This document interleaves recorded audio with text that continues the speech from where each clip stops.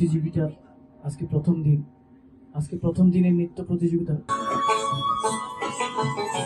বিজয় ৭১ সঙ্গীত একাডেমির সাংস্কৃতিক প্রতিযোগিতা ২০২৫-এর আনুষ্ঠানিক উদ্বোধন নগরীর চেরাগি পাহাড় CRS-TV কার্যালয়ে ৩১ আগস্ট রবিবার বিকেল ৪টায় CRS-TVর চেয়ারম্যান ও বিজয় ৭১-এর নবনির্বাচিত সভাপতি মোহাম্মদ সেলিম নূর এর সভাপতিত্বে অনুষ্ঠিত হয়।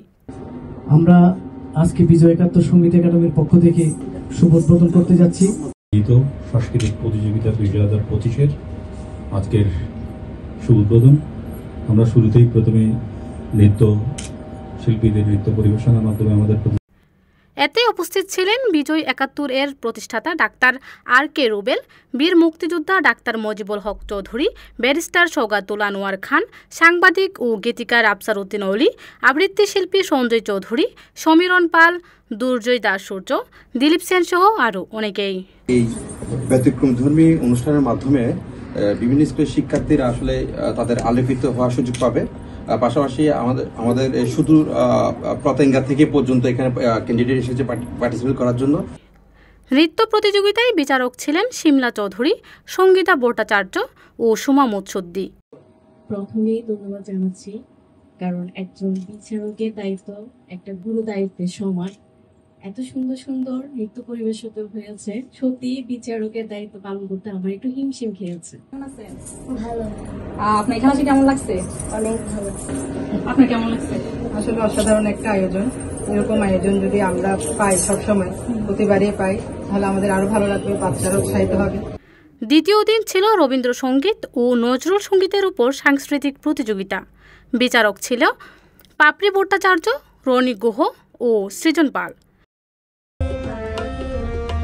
সঙ্গীত সবাই পছন্দ করে, আমরাও করি। এই সঙ্গীত কিন্তু ভালো মানুষ গড়ে তুলতে সহায়তা দেয়।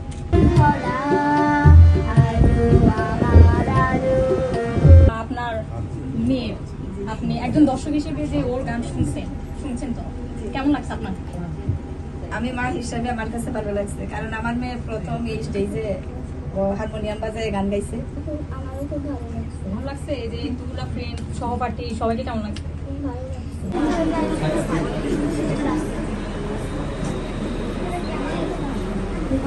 অনুষ্ঠান সম্পর্কে তো আমি তড়িঘড়ি অংশগ্রহণ করার জন্য আগ্রহ প্রকাশ করছি।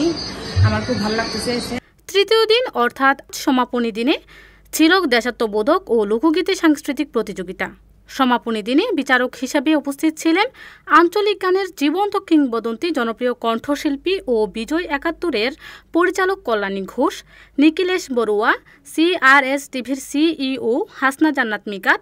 এছাড়াও আরও উপস্থিত ছিলেন সুকুমার দে, সমীরণ পাল, সীমা দাস, জনপ্রিয় কণ্ঠশিল্পী প্রত্যয় বড়ুয়া অভি, অনিমেষ বড়ুয়া, কণ্ঠশিল্পী আল ইমরান, সৃজনকান্তি পাল সহ আরও অনেকেই।